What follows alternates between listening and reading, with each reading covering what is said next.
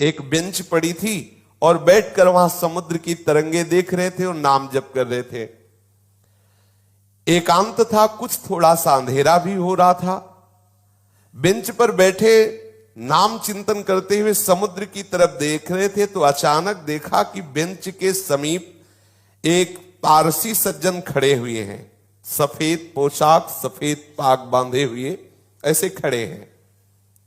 बहुत देर तक भाई जी उनकी तरफ देखते, फिर नाम जप करते, फिर देखते और वो खड़े ही रहे। भाई जी ने सभ्यतावश कहा, साहब बैठ जाइए। अब वो बोले डरिएगा नहीं। भाई जी ने कहा, मैं क्यों डरूंगा? बोले नहीं, मैं कोई आदमी नहीं हूं, मैं प्रेत हूं। एक बार भाई जी को पसीना आ गया, जैसे कोई एकदम बोलेला कि तो एकदम।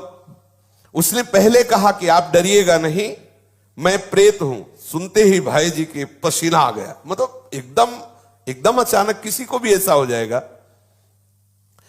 उन्होंने कहा, डरिएगा नहीं, मैं उन प्रेतों में नहीं हूं जो किसी का अनिष्ट कर सकूं। मेरी हिम्मत नहीं थी कि मैं आपसे बात कर सकता यदि आप ना बोलते। ध्यान दीजिए, एक प्रेत योनि भी है 84 लाख योनियों में, जिनका शास्त्र विरुद्ध आचरण बनता है, धर्म विरुद्ध आचरण बनता है, जो अधोगति को प्राप्त होते हैं। जैसे धुंधकारी के विषय में आया है कि वो प्रेत योनि को प्राप्त हुए थे, भागवत में बहुत से ऐसी गलतियां हैं जो हो जाने के कारण फिर हमें प्रेत योनि मिलती है।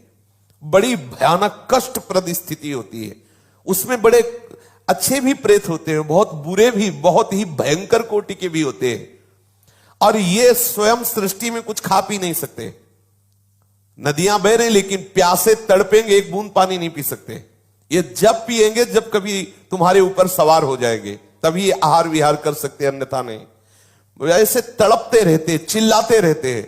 जब कोई अपवित्र और कर्महीन पुरुष फंस जाता है तब ये उनके ऊपर सवार हो जाते हैं, उनका खून पीते हैं, उनके द्वारा जो जल भोजन आदि पाया जाता है उसको वो ग्रहण करते हैं। जो भगवान नाम जप करता है उसको स्पर्श भी नहीं कर सकते, बात भी उससे नहीं कर सकते। विश्वास करना, जो भगवान नाम जप करते रहते हैं, ये प्रेत योनि की ताकत नहीं कि उसका स्पर्श कर सके। अपना कल्याण करने के लिए बड़े संतों के जीवन में आते हैं। देखा गया, पूज्यपाद सिउड़िया बाबा जी के भी जीवन में पाया गया कि एक बार वो वृक्ष के नीचे बैठे हुए थे तो देखा एक प्रेत वृक्ष को हिला रहा है। बाबा की दृष्टि गई, उन्होंने सब साधकों से कहा, सावधान, यहां प्रेत आ चुका है। अब तो सब घबरा गए बात सुनते ही। बाबा ने कहा, पर चिंता मत करो, वो सामने नहीं आएगा, किसी को छुएगा नहीं। पर वो बड़ा उपद्रव करने लगा, कभी कुटिया में जाकर के पर्दा हिलाना, ऐसे कई तरह के।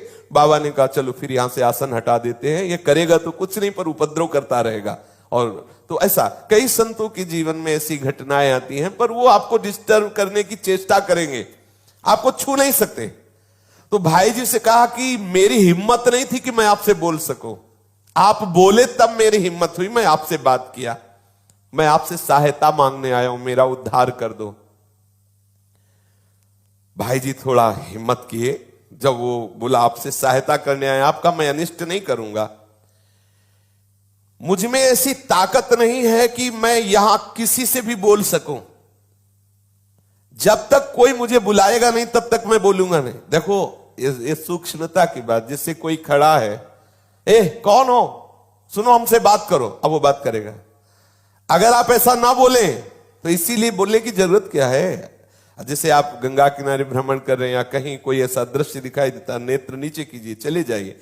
आपको अगर शंका है कोई खड़ा है क्या, क्यों शंका करो, चलो चुपचाप आगे बढ़ो। ए कौन है, सुनो बात करो हमसे, तो फिर बात कर लेगा तुमसे। वो कह रहे हैं, वो प्रेत बोला, हम लोगों के लिए आदेश, पूरी सृष्टि में मैं किसी को अपनी तरफ से नहीं छेड़ सकता जब तक कोई हमें न छेड़े। अच्छा, जैसे उनकी वृत्ति मलिन होती है, तो जब तक आप अपवित्र नहीं हो, जैसे जूठे मुंह हैं, ऐसे ही सब अपवित्र हैं, गंदे आचरणों का चिंतन कर रहे हैं, उनको प्रवेश होने की गुंजाइश है। कोई न कोई ऐसी घटना करेंगे जिससे आप उनसे आकर्षित हो, वस्त्र के द्वारा या किसी आसन के द्वारा।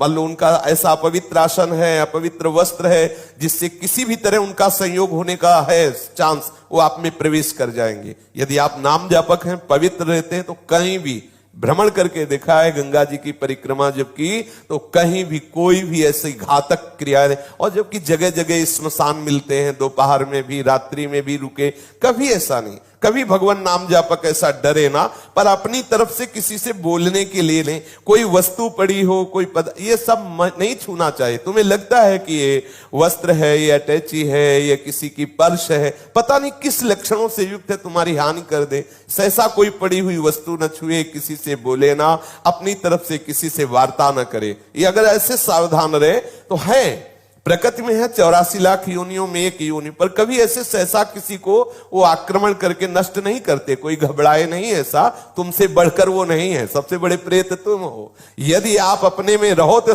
लाखों प्रेत आपके अधीन हो जाए। आप समझो, जहां यमपुरी की चर्चा आती है तो उन्हें प्रेतराज कहते हैं, यमराज जी को, और समस्त जीवों को प्रेत कहते हैं। भूत सर्वभूत हिते रता, सब भूत ही तो है। देखो ये 5 महाभूत है, नहीं? ये भूत थोड़ी, ये महाभूत है, इनमें फंस गए, अब इनसे मुक्त हो जाओ। ये भूत है, परेशान करते रहेंगे। 5 तो लगे ही है, चूक गए तो और ऊपर इनमें छठा भी चढ़ जाएगा, और वो परेशान करता रहता है। इसलिए मैं प्रतीक्षा कर रहा था कि आप बोले तो मेरी हिम्मत पड़े। भाई जी महाराज प्रेत से बोले, तुम क्या चाहते हो? बोले, मेरे पास बहुत सी शक्तियां हैं, मैं कोई साधारण प्रेत नहीं हूं, मुझे गीता याद है पूरी। वैसे तो कहते गीता के श्लोक बोलो तो प्रेत भग जाएगा, वो कह रहा मुझे गीता याद है पूरी।